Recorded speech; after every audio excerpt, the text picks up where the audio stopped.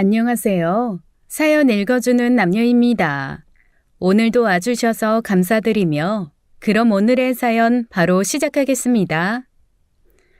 이름이 뭐예요? 처음에는 나한테 묻는 건지도 몰랐습니다. 늘 바쁜 건설 현장, 시끄럽고 정신없는 그곳의 한밭집 주방 보조 이름을 누가 궁금해 하겠어요. 이름이 뭐냐고요? 저요? 왜요? 그래도 매일 조석으로 밥을 주시는데 이름은 알아야지 싶어서요. 미덕이요. 사실 저는 제 이름을 너무 싫어했습니다. 어렸을 때 내도록 미더덕이라고 놀림받는 것도 지겨웠고 주방에서 매운탕이라도 끓일라 치면 한 망태기씩 다듬어야 하는 미더덕을 볼 때마다 팔자 타령이 절로 나왔거든요. 그래서 다 기어가는 소리로 이름을 말해줬죠. 그런데 그 남자가 글쎄 이러는 겁니다. 이름이 아주 찰떡이네. 이 정도 미모면 세상에 미덕을 끼치고도 남죠. 세상에 부모도 안 해줬을 말을 해주는 남자. 우직하게 벽돌이나 만드는 멋없는 남자인 줄 알았던 그가 내 미모가 미덕이라는 말을 해주는 순간 깨달았습니다. 이 남자가 내 남편이 되겠구나 하고 말이죠. 벽돌 공장에서의 연애는 그렇게 시작되었습니다. 가난한 남자와 더 가난한 여자가 만난 연애라는 건 참 보잘것없었지만 그래도 우리는 행복했어요. 벽돌을 쌓아 만든 간이 화덕에서 그가 끓여주는 양은 냄비 라면이 잔치상보다 맛있었고 벽돌 찍는 틀을 개조해서 그가 직접 만들고 구운 도자기 반지가 금가락지보다 귀하게 느껴졌습니다. 둘 다 기댈 부모도 변변찮고 어차피 서로 좋은 거 하루라도 빨리 합치자 싶어 연애한 지 반년 만에 일단 살림부터 차렸죠. 그로부터 1년 뒤에 아들이 태어나고 4년 뒤에는 딸도 태어났습니다. 성실한 남편과 그런 남편이 그저 고마웠던 저는 아끼고 또 아끼면서 조금씩 살림을 늘려나갔어요. 고맙게도 남편은 수시로 내게 고맙다, 네 덕이다 하며 제 마음 지칠 새가 없게 해줬습니다. 내가 정말 우리 미덕이 덕분에 산다. 무슨 당신이 고생이죠. 아니야. 애들도 나 말고 당신 닮아서 다 똑똑한 것 같아. 우리 장남만 생각하면 내가 자다가도 벌떡 일어나 춤도 출 것 같아 아주. 아유, 둘째 서운해요. 공부는 지 오빠보다 좀 못해도 난 둘째가 더 대견해. 누가 둘째가 별로래? 지 오빠는 공부로 전교 1등, 우리 딸은 체육 대회마다 1등. 이래저래 난 1등 아빠야. 아주 우리 미덕이 덕분에. 아이고 진짜 이 사람이 이렇게 말로 비행기를 태우네. 진짜 비행기나 좀 태워주지. 미안해. 큰애 대학만 가면 내가 우리 미덕이 바로 비행기 태워줄게. 응? 아이고 둘째는 그럼 누가 키워준대요? 당신 맘 아니까 조금만 더 참아요. 내가 정말 초년복, 부모복, 조상복 다 없는데 마누라복, 자식복은 넘쳐. 나도 그래. 자식들도 속 한 번 안 썩이고 저렇게 알아서 잘 크고. 낳아줬다고는 하지만 방 2칸에서 아들은 아빠와 저는 딸과 자는 생활이었습니다. 그나마 애들 중학교 때까지는 단칸방이나 방 하나에 거실 하나 있는 집을 전전했죠. 그런 환경 속에서도 애들은 불평 한마디 없이 잘 커졌습니다. 공부를 잘했던 아들은 스스로 여기저기 알아보며 장학금을 받고 고등학교를 졸업했고요. 그리고 그 어렵다는 서울대 의대에 합격했죠. 공부보다는 운동에 소질을 보였던 딸은 태권도로 큰 대회상을 몇 번 휩쓸더니 떡하니 태권도 학과에 입학했습니다. 엄마, 아빠, 조금만 더 고생해요. 내가 어서 의사 돼서 엄마, 아빠 깨끗한 아파트로 옮겨드릴게. 오빠는 의사 되는 게 그렇게 쉬울 줄 알아? 내가 졸업해서 도장 차리는 게 빠를걸? 오, 관장님 되시는 거야? 당연하지. 오빠가 레지던트로 눈도 못 뜨고 다닐 때 난 도장 차려서 돈을 아주 긁어 모을걸? 아이고, 엄마 아빠한테 뭐 해줄 생각 말고 너희나 잘 살아. 그래, 네 엄마 말이 맞다. 그냥 너희 잘 살아. 우리가 너희가 이렇게 잘 자라준 것만으로도 아무런 여한이 없다. 아빠는 뭔 소리를 그렇게 해? 곧 죽을 사람처럼. 인생 지금부턴데. 아주 딱 각오해요. 행복해서 기절할 각오. 아이들이 모두 대학을 다니고 졸업해서 각자 재구실을 할 때까지가 우리 네 식구가 제일 행복했던 시간입니다. 경력이 쌓인 벽돌공인 남편은 다른 인부들과 달리 장인으로 인정받았고 저는 남의 집 살림을 돕는 일을 하며 조금씩 돈을 벌었고요. 아이들은 돈을 벌기 시작하면서부터 자기네들 쓸 것도 많을 텐데 매달 꼬박꼬박 큰 돈을 용돈이라고 보내주었습니다. 남편도 저도 그 돈은 너무 귀하고 아까워서 쓰지도 못한 채 몇 년을 차곡차곡 모았죠. 저기 미더가 왜요? 뭐 할 말 있어요? 우리 아파트 하나 할까? 아파트요? 갑자기? 아니 우리도 이제 환갑이 넘었고 사실 살 날이 길어야 20년이고 건강하게 사는 건 10년 안팎인데 그동안 모은 돈이랑 애들이 준 돈 합치면 작은 아파트 하나는 청약할 수 있지 않을까 해서. 아유, 죽기 전에 새 집 한번 살아볼 수 있나 했는데 살아보겠네요. 그러니까 남편이 그래도 집 짓는 벽돌 만드는 사람인데 우리 미덕이 남편이 만든 벽돌 들어간 집 한번 살아봐야 하지 않겠어? 당신이 만든 벽돌이요? 이번에 우리 공장에서 만든 벽돌 납품한 건설사가 마침 저 건너 동네 아파트 시공하는 데더라고. 야, 안 그래도 내일 모델하우스 한번 가보려고. 아이고, 나 내일은 안 되는데. 둘째가 도장애들 합동 생일 파티 한다고 와서 좀 도와달라 그랬는데. 에이, 뭐 한 번만 갈 것도 아닌데 뭐. 내가 내일 가서 한번 둘러보고 이 주말에 같이 가서 꼼꼼히 봅시다. 그래요, 그럼. 가서 한번 먼저 봐요. 이때까지만 해도 몰랐습니다. 다음 날 청천벽력 같은 전화가 올 줄은 말이죠. 오후 2시쯤 되었나 한참 딸과 함께 파티 후 정리를 하고 있을 때였습니다.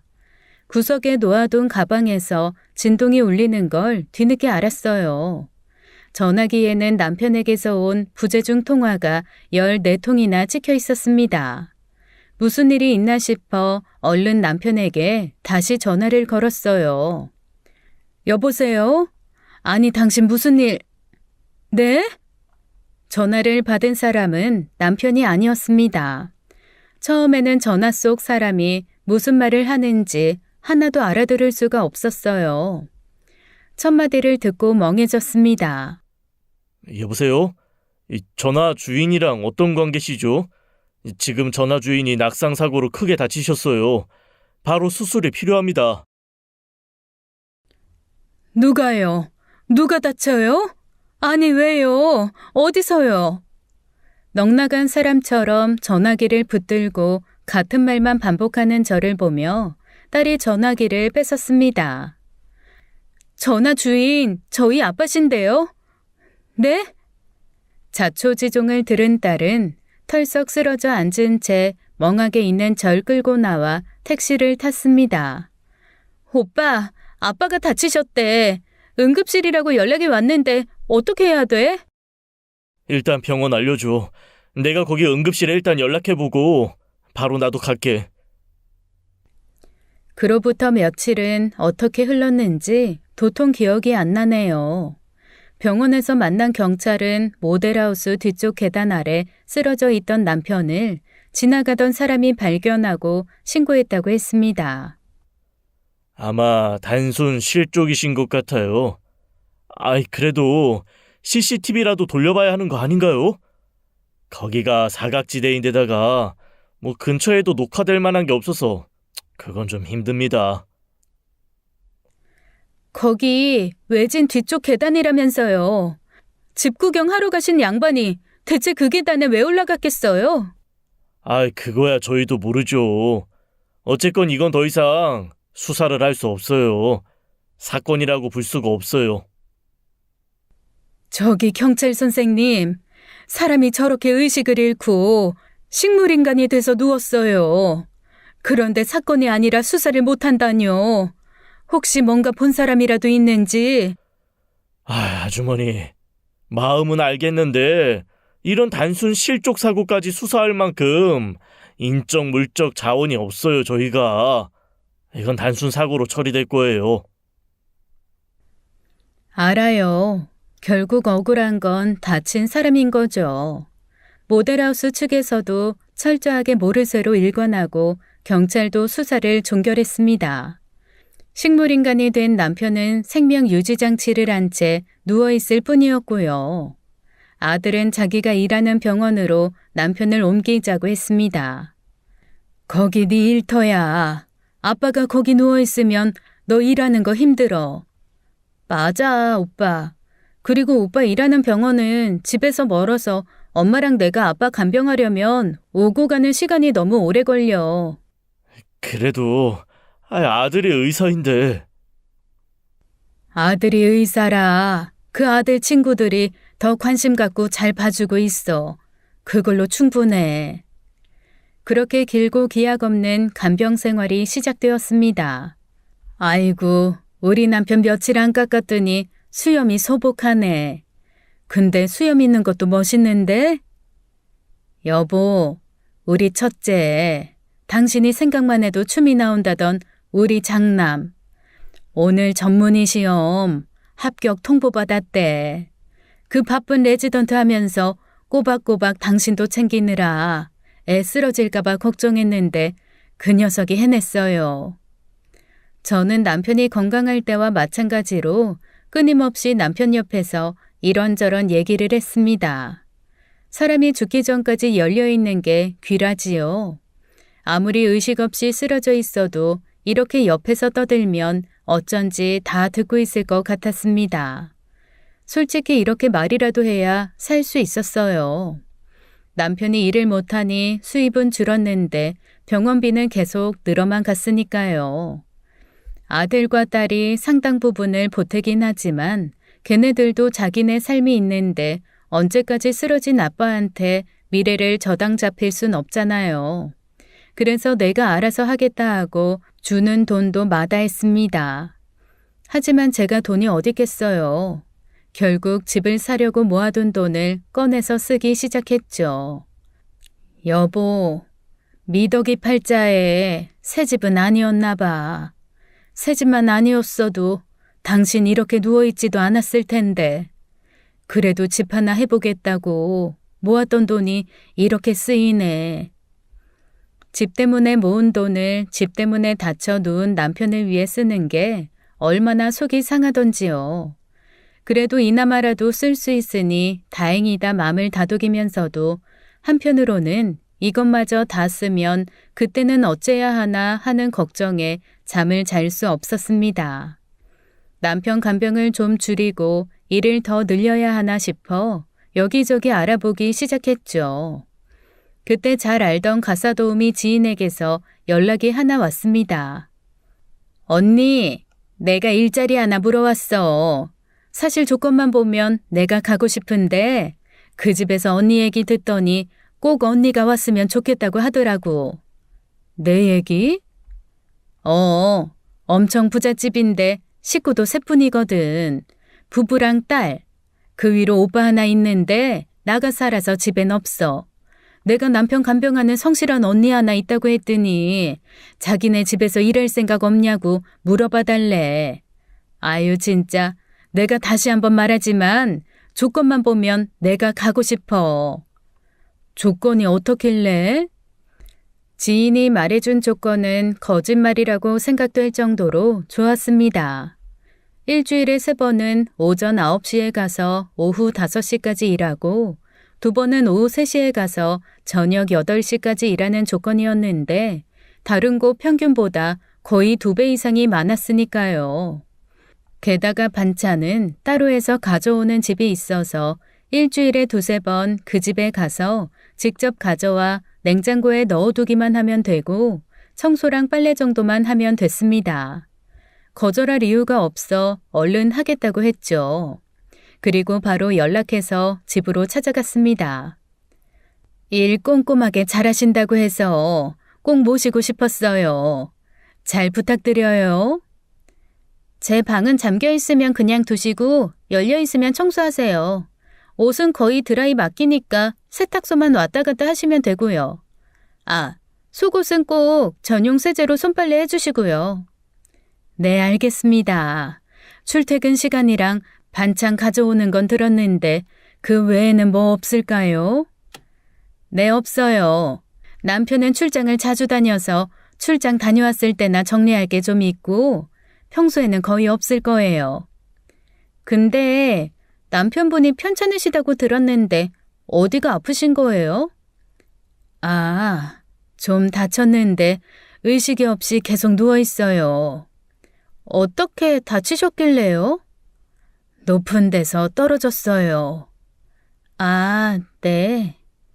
뜬금없이 남편 얘기를 묻는 게 좀 이상했지만 그냥 내 사정을 들었으니 궁금하기도 했겠다 싶었습니다. 그리고 바로 다음 날부터 일을 시작했죠. 일은 생각보다 훨씬 편했습니다. 직접 가야 하는 줄 알았던 반찬집이며 세탁소에서도 이미 익숙한 듯 시간 맞춰 찾아오더군요. 제가 하는 건 대문 앞에서 반찬 받아 냉장고에 넣고 식사 시간이 되면 그 반찬 꺼내 식탁에 차려주는 거였어요. 빨래도 속옷이나 수건 정도나 할까 하다못해 잠옷까지도 세탁소에서 수거해 가서 싹 다림질까지 해서 오니 정말로 할 일이 없었습니다. 사모님까지 집을 비우는 날이면 그 넓은 집이 내 것인 양 그냥 앉아서 마냥 TV를 보는 날도 있었죠. 여보, 괜히 집 사려고 아등바등 안 해도 될 뻔했어. 딸내미는 새벽같이 나가서 밤에 들어오고 사모님도 이틀에 한 번꼴로 모임 있다고 나가고 그 큰 집에 글쎄 나 혼자 있는데 할 일이 없다니까. 청소기도 얼마나 좋은지 로봇 청소기 하나 거실에 풀어놓고 진공 청소기로 슬렁슬렁. 걸레질도 아유 난 그렇게 좋은 걸레질 기계가 있는 줄 처음 알았네. 스팀이 빡빡 나와서 손으로 하는 거 10배는 깨끗하게 되는데 힘은 또 하나도 안 들어. 이렇게 일하고 돈 받아도 되나 싶게 좋아. 이런 데서 일하라면 100년도 하겠어 아주. 그러니까 걱정 마, 응? 일을 마치고 병원에 들러서는 남편에게 이런저런 얘기를 해주었습니다. 제 착각일지는 모르지만 얘기를 듣는 남편의 표정에 가끔 미소가 보였거든요. 내가 이렇게 돈 몇 년만 더 벌면, 당신 앞으로 건물도 하나 사줄 수 있겠어. 그러니까 여보, 좀 일어나 봐요, 응? 나 이렇게 번 돈으로 당신이랑 꽃놀이도 가고 비행기도 타고 그러고 싶어. 그러니까 이제 좀 일어나, 혹 누워있는 남편이 힘들까봐 밝게 얘기를 했지만 그래도 무너지는 마음은 어쩔 수 없었습니다. 의식이 없어도 의지할 수 있는 건 남편뿐이었는지 저 역시도 눈물을 보이는 건 남편 앞에서 뿐이었죠. 시간은 야속하게도 참 잘 흘러갔습니다. 남편은 여전히 의식이 없었고 제가 일을 한 지도 3개월이 넘어갔죠. 일하는 집은 정말 트집 잡을 구석이 하나도 없었습니다. 단 하나 그 집 딸은 참 이상한 호기심이 있더라고요. 아주머니 남편은 깨어나셨어요? 아니요, 아직. 그래요? 왜 못 깨어나시지? 이유를 알면 나도 좋겠다. 그런데 왜 자꾸 남의 남편 상태를 묻지? 병원을 바꿔봐야 하는 거 아니에요? 아니요, 그럴 일은 아니라서. 아니, 의사가 이상해서 잘못 판정했을 수도 있는 거잖아요. 오진이라는 것도 있는데. 제 아들도 의사예요. 의사 말은 못 믿어도 아들 말은 믿어요. 아들이 의사예요? 네. 잘 키우셨네요. 근데 남편분은 왜 다치셨다고 그랬죠? 모델하우스 보러 갔다가 실족했어요. 어머, 경찰에서 수사 안 했어요? 했는데 단순 실족으로 수사 끝났어요. 아, 너무 꼬치꼬치 캐물어서 기분이 나빠질 때쯤 딸은 묻는 것을 그치더군요. 그런 일이 몇 번 더 있은 후부터 살짝 불쾌한 티를 냈더니 그때부터는 대놓고 물어보는 건 하지 않았습니다. 그냥 이제 좀 덜 궁금한가 보다 하고 넘어갔죠. 일한 지 3개월이 지나고 4개월이 지나면서 처음에 좀 헷갈렸던 출퇴근 시간도 익숙해지고 아들이 시간제 간병인도 하나 구해줬습니다. 덕분에 일주일에 2번 저녁 8시에 퇴근할 때는 병원이 아닌 집으로 갔고요. 매번은 아니지만 시간이 맞을 때면 아들 녀석이 저를 데리러 오기도 했죠. 엄마, 일 마치고 나올 때 집 앞에서 절 맞아주는 아들을 보면 그렇게 설레고 좋을 수가 없었습니다. 젊은 시절 남편과 데이트하던 생각도 나고 언제 이렇게 듬직하고 멋지게 커서 남자답게 엄마도 데리러 오나 싶어서 말이죠. 도착했으면 전화하지. 좀 일찍 나올 수도 있는데. 에이, 그래도 일터인데 계약 시간은 지키셔야죠, 여사님. 밥은 먹었어? 오늘 오후 오프여서 아빠한테 가서 이따가 거기서 먹고 오는 길이에요. 아유, 잠 모자란 애가 잠이나 자지. 아빠한테 갔었어? 아줌마. 아, 이제 들어오시는 거예요? 오늘은 방이 잠겨 있어서 청소는 안 했어요. 늦으셨네요. 어서 들어가서 쉬어요. 아, 네. 그런데 옆에 계신 분은 제 아들이에요. 아, 안녕하세요. 안녕하세요. 어머님이 너무 꼼꼼하고 좋으셔서 저희 집에서 정말 큰 도움 받고 있어요. 감사해요. 평소에 잘해주신다고 전해 들었습니다. 제가 감사해요. 의도치 않게 제 엄마가 일하는 곳 사람이랑 만나서인지 아들 녀석은 좀 당황한 것 같았습니다. 그 집 딸이 계속 빤히 훑어보는 통에 저도 좀 민망했고요. 허둥지둥 인사를 하고 아들과 함께 걷는데 이상하게 뒤에서 시선이 계속 느껴지는 겁니다. 슬쩍 돌아봤더니 글쎄 집에 안 들어가고 저희를 그 딸이 계속 보고 있더라고요. 사실 그때부터 좀 쎄한 느낌이 들기는 했지만 그걸 신경 쓸 여유가 저한테는 없었습니다. 그날 이후 아들은 저를 한 번도 데리러 오지 않았어요. 처음에는 서운한 마음도 좀 있었는데 한편으로는 이해가 됐습니다. 자기도 나름 존경받는 직업으로 잘 살고 있는데 남의 집 일하는 엄마가 마음에 불편하기도 하겠지 싶었거든요. 그리고 혼자 집에 오는 것이 힘든 것도 아니었고 말이죠. 그렇게 남편이 식물인간으로 누워 지낸 시간이 1년이 되고 2년이 지나 3년째에 접어들었을 때입니다. 감사하게도 주인집에서는 그만두라는 말도 없이 계속 제가 일을 할 수 있게 해줬어요. 명절이랑 크리스마스 때는 보너스도 주고 여름에는 휴가도 주더군요. 휴가비라고 처음 받은 봉투 안에는 빳빳한 5만 원짜리 20장이 들어있었습니다. 세상에 그 큰 돈을 휴가비로 주는 집이 어디 있나요? 한동안 제 주변 도우미들 사이에서 저는 부러움의 대상이었습니다.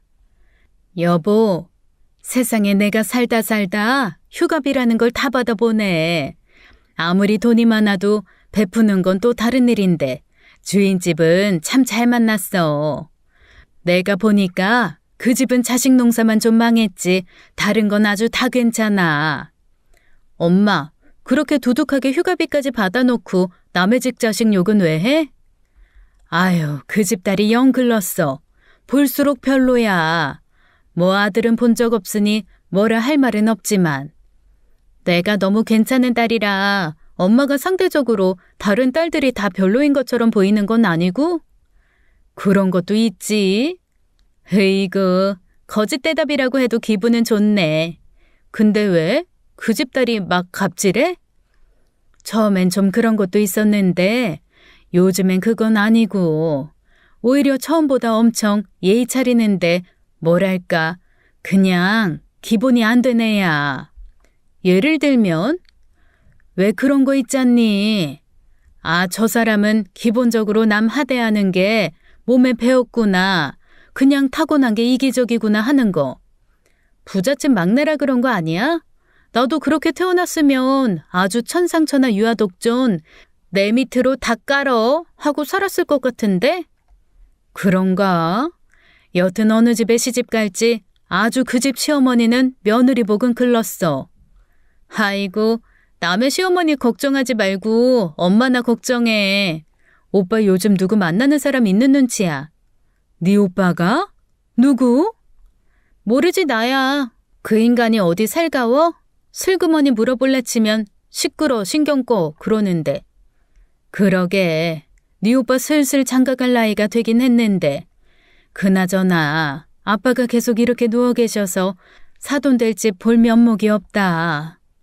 아니 엄마는 무슨 그런 어이없는 말을 해. 아빠가 이렇게 누워있고 싶어서 누워 계셔? 엄마까지 그러면 안 되지. 속상해서 그러지. 엄마만 모르는 거 아닌데 그래도 우린 그렇게 생각하면 안 돼. 아빠가 우리한테 어떤 아빠인데. 우리 딸이 엄마보다 낫네. 김병희 효자 없다던데 우리 새끼들은 날이 갈수록 더 자라고. 엄마는 그 부잣집 딸 100명 줘도 우리 아들 딸 머리카락 하나랑도 안 바꾸고 싶어. 그건 또 무슨 소리야? 얼른 바꿔야지. 100명이면 물려받을 재산도 100배인데. 너도 참. 아유, 내가 너 때문에 웃는다 진짜. 종종 나약해지는 저와 달리 뼛속까지 운동선수 기질 가득한 딸은 한결같이 씩씩했습니다. 그런 딸이 옆에 있지 않았다면 아마 벌써 약해졌을 테죠.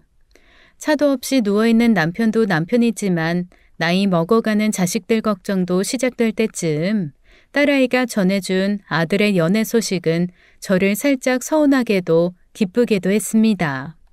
캐물어봐야 대답 없을 게 뻔해서 먼저 말해주기를 이제나 저제나 기다렸죠. 엄마, 저 할 말 있어요. 뭔데 그렇게 안절부절이야? 저 2년 정도 사귄 여자가 있는데 결혼할까 하고요. 진짜? 어떤 여잔데? 제 질문에 아들은 잠시 머뭇거리더니 말끝을 흐렸습니다. 만나보세요. 주말의 시간 어떠세요? 아유, 며느리감 소개해준다는데 당연히 시간을 내야지. 그럼 주말에 모시러 올게요. 뭐가 그렇게 급한지 아들은 약속만 잡고 후다닥 일어나 나갔습니다. 어쩐지 그 표정과 태도가 석연치 않아서 조금 걱정은 되었죠.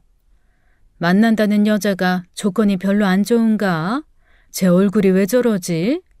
아니면 반대하는 결혼을 하려는 건가? 결혼하겠다는 애 표정이 왜 저렇게 복잡해? 이런저런 생각이 들었지만 일단 아들이 고른 여자이니 큰 말은 말아야겠다 생각했습니다. 당신이 이렇게 누워있는 동안 우리 아들 장가가게 생겼네. 어서 일어나라, 응? 아들 결혼식은 봐야지. 나중에 손주 없고 자장가 불러주고 같이 놀아주고 하려면 지금은 일어나야 돼, 응? 언젠가부터 남편은 제가 팔을 흔들면서 일어나라고 하면 입을 살짝 실룩거렸습니다. 처음에는 그게 남편이 깨어나는 반응인 줄 알고 의사에게 알렸지만 가끔 그렇게 근육이 무의식적으로 떨릴 때가 있다고만 하더군요. 그래도 남편의 얼굴이나 몸이 슬쩍 움직일 때면 어쩐지 깨기 위한 준비 같아서 기분이 좋아지곤 했습니다. 으이그, 오늘은 좀 일어나지. 나 지금 며느리감 만나러 가는데 혼자 보내면 좋아? 벌떡 일어나서 나랑 같이 가면 얼마나 좋아.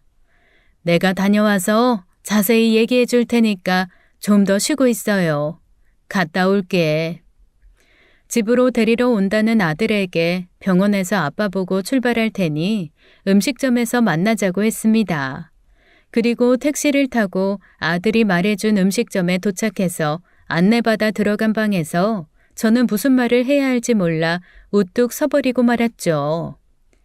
안녕하세요. 아가씨가 왜... 엄마, 내 여자친구예요. 뭐? 저는 옆에 있는 의자를 붙잡고 쓰러지듯 앉고 말았습니다. 아들이 결혼할 여자라고 데리고 온 예비 며느리감이 제가 일하는 주인집 딸이라니요. 상상조차 해보지 않았던 일이었거든요. 놀라셨죠? 그동안 모르는 척해서 죄송해요. 오빠가 어머니 아시면 불편하실 거라고. 저도 숨기면서 너무 어색했어요. 엄마, 무슨 말 좀 해봐요. 왜 그렇게 아무 말도 없이 앉아있기만 해요? 내가 지금은 정신이 좀 없네. 어쩜 그동안 한 번도... 미리 주문한 듯 다양한 요리가 차례대로 나왔지만 제대로 먹은 건 하나도 없었습니다. 주전자에 있는 물만 연신 들이켰고 다른 요리는 젓가락만 되는 둥 마는 둥 하고 집으로 돌아왔죠. 네 오빠가 미쳤다. 와, 진짜 오빠도 그렇고 그 언니도 그렇고 무섭다 무서워. 그걸 어떻게 인연을 숨겨? 내 입이 방정이지. 그 집 딸 며느리로 맞는 사람 불쌍하다고 했는데 그게 나네. 그게 나야. 엄마, 꼭 그렇게만 생각할 거 아니야. 내가 말했잖아. 부잣집 딸이면 그럴 수 있다고. 오히려 오빠한테는 낫다니까. 낫긴 뭐가 나아. 세상에 살림을 알 줄 아니 성격이 좋기라니. 지방 하나 안 치우고 라면 하나 못 끓이고. 걔가 잘하는 건 지 얼굴에 화장품 바르는 거랑 지 몸매 가꾸는 것밖에 없어. 아니 돈 있는 여자가 그것만 하면 되지. 방 치우고 밥하는 건 엄마처럼 따로 해주는 사람 쓰면 되는 거고. 그 집에서 의사 사위 보는데 홀대하겠어? 엄마 생각해봐. 오빠 안정적으로 아빠 병원비 대려고 그 힘든 종합병원에서 몸 버려가면서 일하잖아. 결혼하고 처갓집에서 병원이라도 하나 내주면 오빠도 인생 피는 거야. 아휴, 오빠가 결혼하는 거야. 오빠한테 아내가 생기는 거지 엄마한테 며느리가 생기는 거 아니라고. 막말로 인생 편다는데 대릴사위로 데려간다고 해도 감사합니다 절해야 하는 거 아니야? 얘, 심란한데 너까지 왜 그래? 아휴, 저리로 가 좀. 머리 복잡해. 쓸데없이 시어머니 노릇하려고 하지 말고 오빠 인생에 금마차 나타났다는데 기꺼이 태워줘. 아휴. 따지고 보면 딸 얘기도 틀린 말은 아니었습니다. 대물림 되는 것 중 가장 질긴 게 가난이라는데 아들이 우리 부부와는 다른 삶을 살 수 있게 갈 수 있게 된 거니까요. 그동안 일하면서 본 주인집 부부의 성격이나 재력으로 보면 건물 하나까지는 아니더라도 꽤 좋은 자리에 널찍한 개인 병원 하나는 넉넉히 차려주고도 남을 사람들이었고요. 자기 딸 고생하는 거 죽기보다 보기 싫어하니 집이며 차며 집에서 일하는 사람이며 군말 없이 채워줄 것도 뻔한 사실이었죠. 아들 앞길에 꽃길이 펼쳐진다는 딸의 말에 한편으로는 수긍이 가면서도 이상하게 마음 한구석이 찝찝하고 불편했습니다. 제가 너무 표정이며 반응이 안 좋았는지 저녁 무렵 아들이 집으로 찾아왔더군요. 엄마, 그렇게 놀랐어요? 넌 어떻게 그동안 한마디 말도 없이 엄마가 그 딸내미 빤스까지 손빨래하는 거 알면서. 나도 그래서 처음에는 피해 다녔어요. 그런데 6개월을 병원으로 찾아오고 매달리고 지성으로 하더라고. 나도 모르게 그때 마음이 갔나 봐. 철이 좀 없어서 그렇지. 엄마, 근본이 나쁜 사람은 아니에요.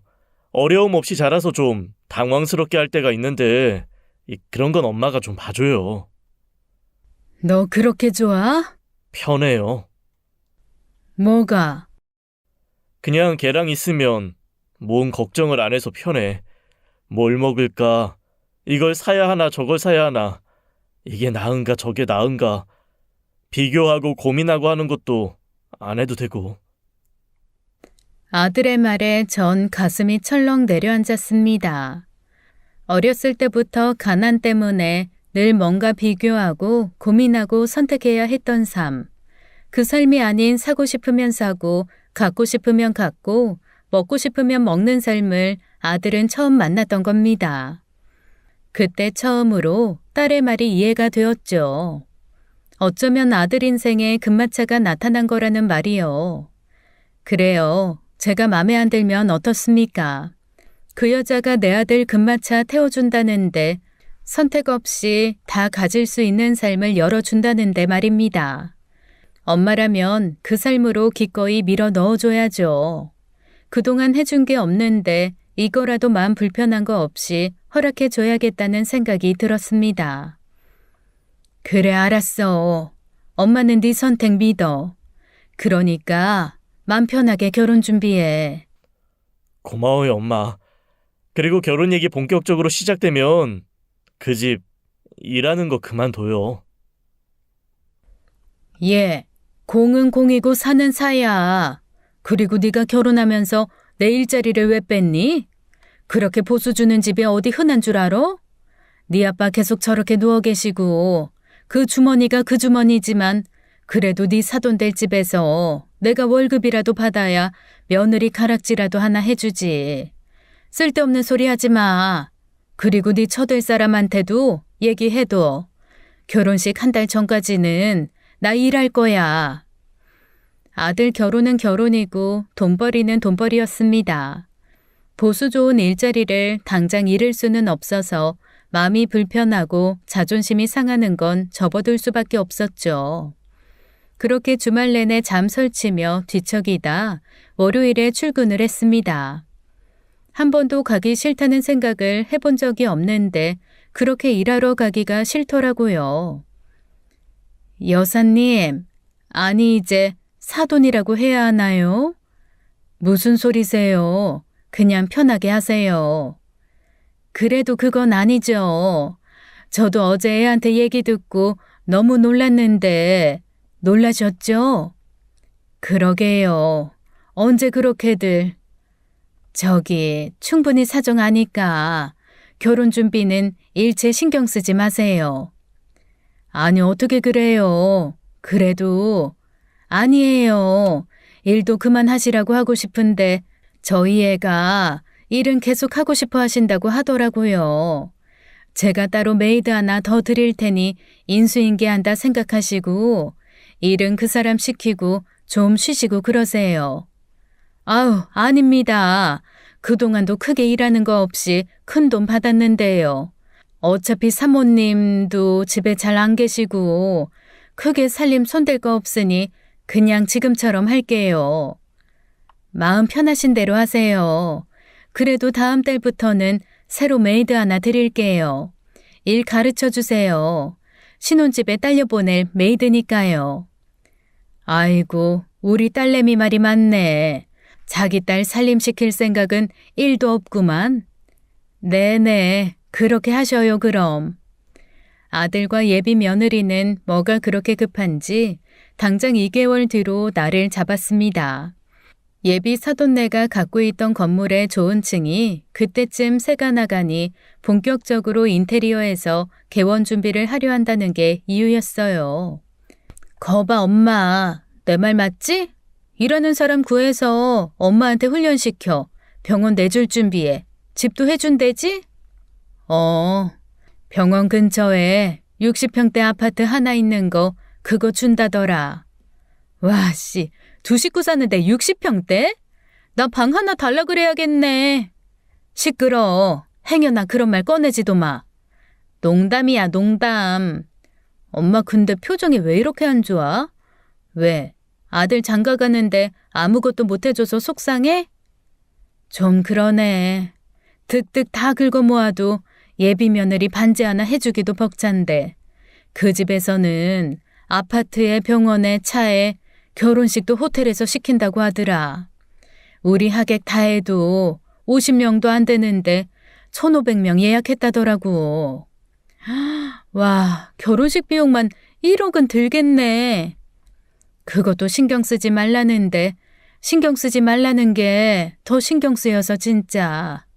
참견할 여지도 없이 진행되는 아들 결혼식의 상황을 일하는 집의 사모님에게 전해 듣는 것도 괴로웠지만 더 거슬리는 건 여전히 마음에 드는 구석 하나 없는 예비 며느리였습니다.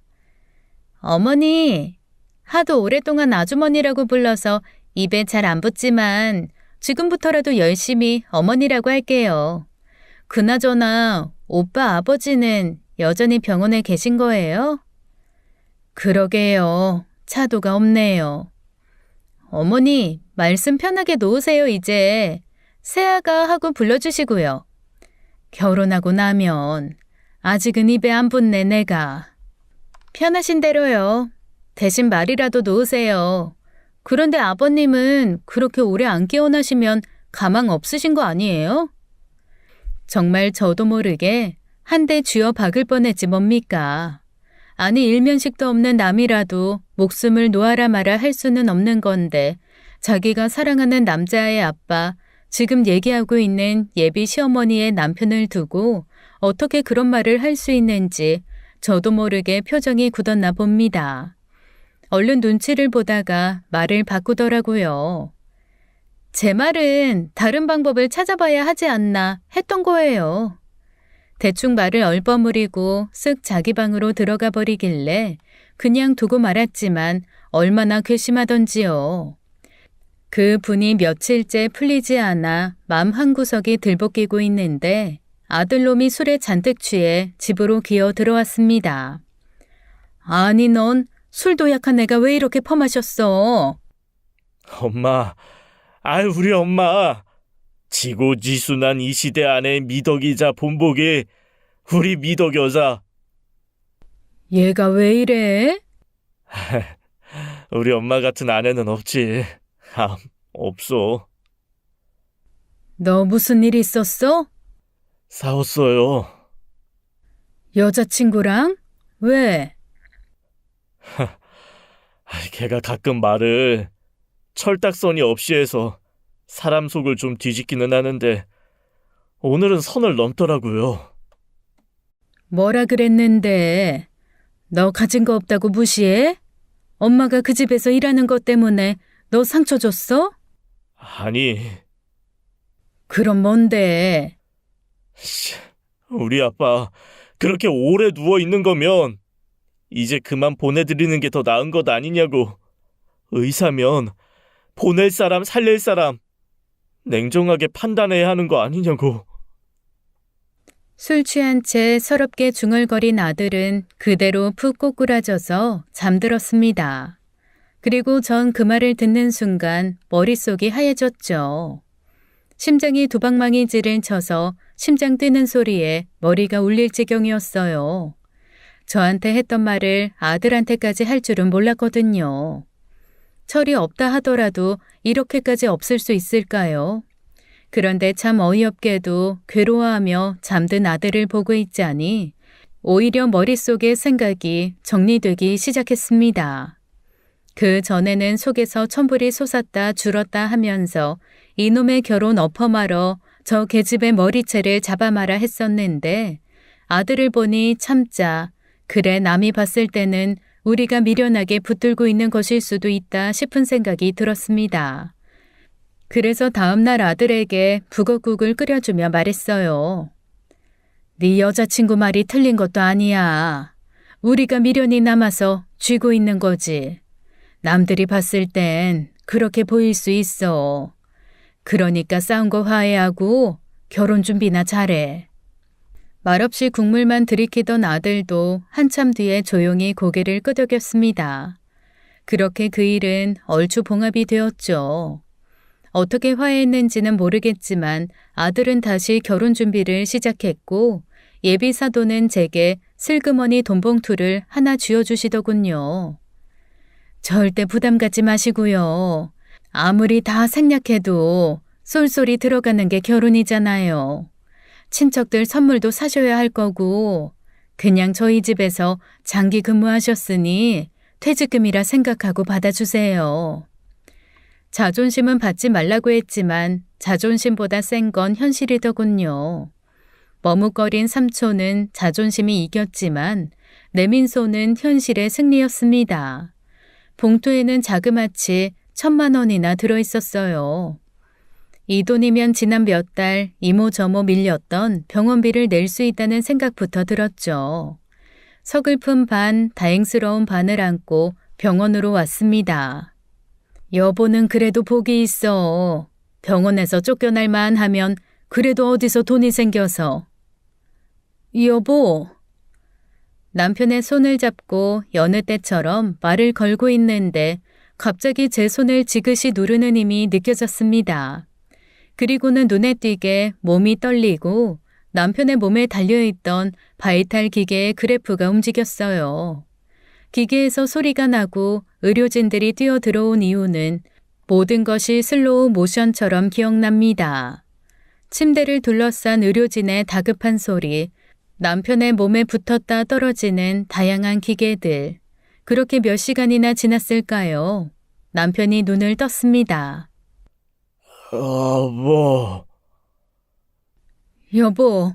여보, 나 보여? 나 누군지 알겠어? 남편은 눈물이 글썽한 눈으로 천천히 고개를 끄덕였습니다. 소식을 듣고 달려온 아들과 딸은 남편 양옆팔을 하나씩 붙들고 한없이 울었죠. 병원에서는 남편이 깨어난 것을 기적이라고 했습니다. 우리 어머님 정성이 진짜 하늘에 닿았나 봅니다. 하루도 빠짐없이 몇 년을 옆에서 사지 주무르고 말 걸어주시고 하시더니. 감사합니다. 감사해요. 깨어난 남편은 더디기는 하지만 매일 조금씩 더 나아지고 회복되었습니다. 일주일 정도 지나고 나서는 어눌하지만 말도 하게 되었죠. 남편이 깨어나니 몇 년간 없던 행복이 밀려왔습니다. 어느 정도 안정되어 이제 다시 예전으로 돌아갈 가능성 없이 회복만이 남았다는 얘기를 들은 날, 저는 기쁜 마음으로 사돈될 집과 예비 며느리에게 그 사실을 알렸습니다. 사실 얼마 전에 저희 남편이 깨어났어요. 그런데 예비 사부인과 예비 며느리의 반응이 이상했습니다. 두 사람 다 얼굴이 창백해지더니 한참을 멍하게 있는 게 아니겠어요. 그나마 먼저 정신을 차린 건 예비 사부인이었습니다. 어머, 축하드려요. 결혼 앞두고 경사네요. 네, 감사해요. 언제 깨셨는데요? 한 일주일 됐는데 병원에서 상태가 어떻게 변할지 모르니 일단 안정될 때까지 기다려보자고 해서. 일주일이요? 그런데도 저한테 말을 안 한 거예요? 그 사람은? 깜짝 놀랐습니다. 아니, 이게 그렇게까지 버럭할 일인가 싶었고, 예비 시아버지가 깨어났다면 기뻐해야 하는 게 당연한 거 아닐까요? 그런데 기뻐하기는커녕 자기한테 말을 안 했다고 예비 시어머니 앞에서 펄펄 뛰는 게 너무 이상하고 불쾌했어요. 제 표정이 굳는 것을 본 예비 사부인이 자기 딸을 툭툭 건드리더군요. 얘, 말 못할 수도 있지. 너 지금부터 그렇게 잡으려고 들면 나중에 힘들어. 너무 몰아붙이지 마, 응? 자기 엄마의 말에도 예비 며느리는 무슨 생각을 그리 골똘히 하는지 듣는 둥 마는 둥 가방을 챙겨 밖으로 휙 나가버렸습니다. 뭐가 그렇게 심란한지 예비 사부인도 어디론가 전화를 하더니 나가더군요. 그렇게 이후 며칠은 집에 가도 사람이 없고 거의 저 혼자 빈집을 지키다 오는 날이 이어졌습니다. 아무리 생각해도 두 사람의 반응이 이해가 안 되고 찜찜하게 이루 말할 수가 없었죠. 게다가 더 어이가 없었던 건 남편이 점점 건강을 찾아가는데 예비 며느리가 한 번을 병원으로 오질 않는 겁니다.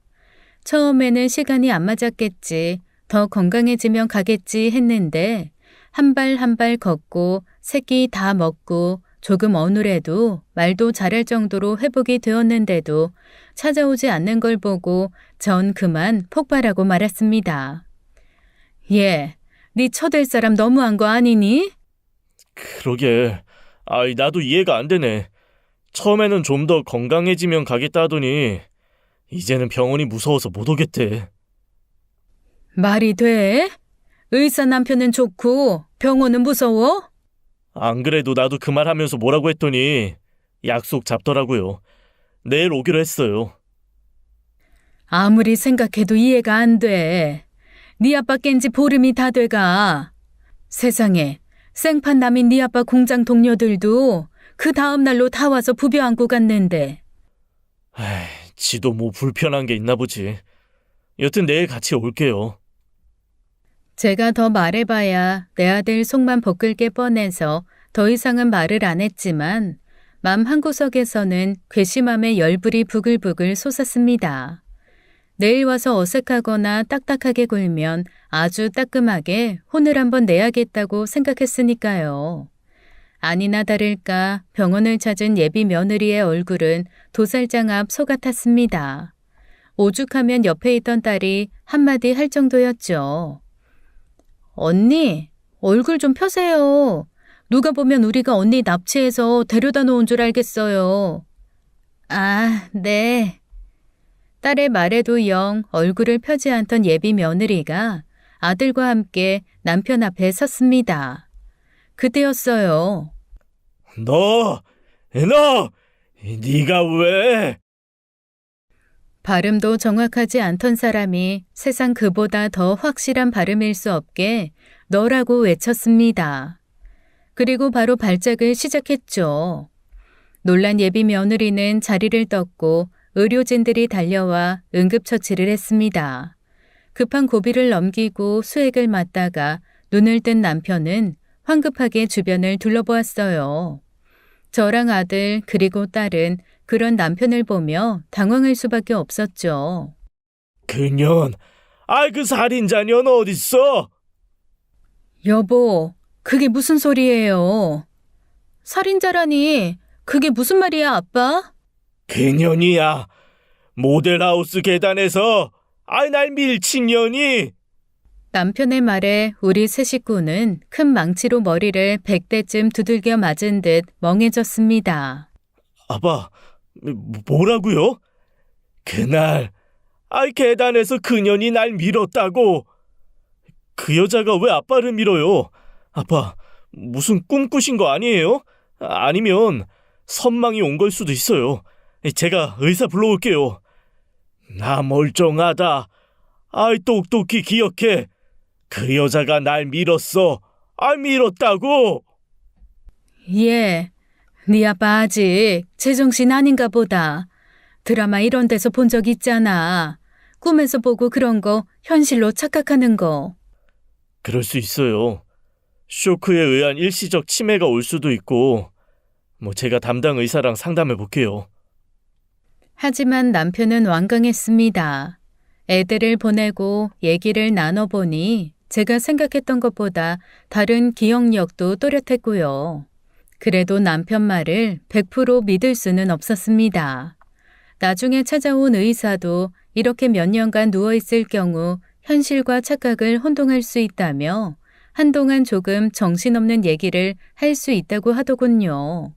그런데 제가 이상했던 건 남편이 아니라 오히려 예비 며느리였습니다. 그렇게 병실에서 사라진 후 곧장 며칠 여행을 가겠다며 집을 비우고 집에서 절 만나면 소스라치게 놀라며 피했어요. 아들에게는 결혼 후 외국 가서 살지 않겠냐고까지 했다더군요. 엄마, 아무래도 난 뭔가 있는 것 같거든? 나도 그래. 아주 기분 나쁘게 불길해. 내가 녹음기 하나 갖다 줄 테니까 그 방에 놓아둘래? 녹음기? 뭐라도 녹음되면 의문은 풀리겠지 뭐. 아휴, 이렇게까지 해야 하나 싶긴 한데 너희 아빠가 어디 평생 허튼 소리 하는 양반이니? 나도 그래서 그래. 아빠가 아니라 다른 사람이었다면 와, 간만에 정신 들어서 뭐가 혼미한 모양이네 하고 넘어갔을 거야. 찜찜한 기분을 이기지 못하고 저는 딸이 말한 대로 예비 며느리 방 침대 머리장 안쪽에 소형 녹음기를 하나 설치했습니다. 그리고 일주일 뒤에 가져와서 안에 있는 녹음 파일을 열었죠. 그 안에는 충격적인 내용이 있었어요. 예비 며느리가 자기 오빠랑 스피커폰으로 대화하는 내용이 고스란히 담겨 있었거든요. 아이씨, 진짜. 그 더러운 노인네가 살아있다고. 미치겠어, 정말. 이게 다 오빠 때문이야. 그냥 엄마 아빠가 주는 건물이나 쳐받고 말 것이지. 무슨 아파트를 또 사겠다고 모델하우스를 가자고 하냐고. 야, 그 집 마누라 너희 집에서 일한다며? 이렇게 말해도 돼? 아, 없어. 그 여편네 퇴근했지. 짜증나, 진짜. 그 노인네 되졌는지 어쨌는지 알아보려고 돈 들여가며 일하는 여자로 들였는데. 아씨, 이게 뭐야. 네가 미친년이지. 누가 그런 년 아들이랑 연애질 하래? 아, 부모야 나이 들어 돼지면 끝이고. 아들은 진짜 괜찮단 말이야. 똑똑하고 착해. 의사라서 돈 들이면 그만큼 또 뽑을 수 있고.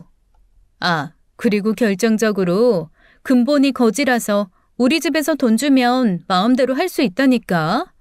노예 근성, 뼛속까지 박힌 것들이라 배신도 안 할 거고. 근데 지금 이게 중요한 게 아니라고. 야, 그러니까 왜 그때 화를 못 참고 밀고 지랄이야 넌? 에이씨, 몇 번을 말해. 그 거지 노인네가 알짱거리는 바람에 내가 문 열다 커피 옷에 쏟았다고. 늙은이가 굼떠가지고 문 앞에서 민기적거리잖아. 그날 커피 쏟은 옷이 뭔지나 알아? 우리나라에 딱 4피스 들어온 한정판이야. 드라이도 안 되는 세이블 모피. 아, 그건 내 알바 아니고 어쨌건 발로 찬 건 너잖아. 내가 너 성질 죽이라고 했냐 안 했냐? 더러운 노인네 진짜. 죽을 날 다 돼서 다리에 힘도 없는 게 알짱거리다가 지풀에 구른 거지. 다리 건강해봐. 그 정도 쳤다고 구르나. 더 들을 것도 없었습니다. 아들에게 전화했더니 마침 예비 며느리, 아니 그 미친년과 같이 있다고 하더군요. 당장 딸과 함께 달려갔어요. 이 천하의 쌍껏! 태어나서 처음이었습니다. 누군가에게 손을 댄 것도, 공공장소에서 소리를 버럭 지른 것도, 눈을 부라려 본 것도 모든 것이 처음 해본 것이었죠. 정통으로 뺨을 맞은 그 여자는 가증스럽게도 눈물을 글썽이며 제게 왜 그러냐고 묻더군요. 왜냐고? 네가 네 입으로 주절거린 이 말을 듣고도 왜냐고 묻는 말이 나오는지 보자. 녹음기를 꺼내 틀었습니다. 처음에는 뻔뻔하게 앉아있던 것이 자기 목소리로 주절주절 떠드는 얘기가 나오자 점점 사색이 되더라고요. 그런데 참 이 인간도 사람 아니다 싶었습니다. 중간쯤 듣더니 팔짱을 딱 끼고 저를 가만히 노려보는 게 아니겠어요. 오히려 제 딸이 손발을 덜덜 떨다가 주먹을 쥐고 덤벼들더라고요. 야, 이 미친년아! 딸은 예비 며느리의 머리채를 쥐고 흔들다가 등짝을 내리쳤습니다. 발악하며 반항하던 그 여자가 태악질을 하며 제 딸을 떼어내 내동댕이 치더라고요. 그 와중에도 아들은 넋이 나간 채 껍데기처럼 눈앞에서 벌어지는 일을 멍하게 보고만 있었어요. 더럽게 어디다 손을 대? 그래서 뭐 어쩌라고. 이거 어차피 증거 안 돼. 불법 녹취잖아. 지금 그게 할 말이야? 이러시는 거 아들 인생에도 별로 좋을 게 없었을 텐데. 너무 섣부르셨어들. 너 제대로 미친년이구나. 말 함부로 하지 마. 까놓고 말해서 네 아빠 평생 돈 벌어봐야 내 세이블 모피 반개도 못 사는 인생이야. 진짜 아직도 내가 그 세이블 버린 생각만 하면 자다가도 분해서 벌떡 일어나는데 어떻게 그깟 옷을 사람 목숨에 갖다가 대는 거니? 아줌마도 잘 생각해봐요. 그동안 우리 엄마가 명절이며 휴가며 돈 쥐어줬잖아요. 그거 다 계산한 거야. 따지고 보면 보상금 차고 넘치게 받았다고. 받아 처먹을 땐 고맙다고 굽신거려 놓고 이제 와서 이러는 거 오히려 뒤통수지. 너 이게 진짜야? 오빠도 잘 생각해. 오빠 여기서 내 손 놓으면 그냥 이 구덩이에서 평생 허우적거릴 거고 지금 내 손 잡으면 앞으로 오빠 인생에서 구질구질, 가난, 고난 이런 단어 다 사라지는 거야. 나랑 미국 가자. 한국에서 병원 하는 거 불편하면 미국 가서 의사 하면 돼. 공부 더 필요하면 그것도 우리 집에서 다 대줄 거고. 아니, 너랑 나랑 더 이상 같이 할 이유 없어. 파혼이야. 오빠! 엄마 가요. 너도 이딴 여자 패느라 힘쓸 거 없어. 따라 나와 그냥. 그렇게 차갑고 싸늘한 아들은 평생 본 적이 없었습니다.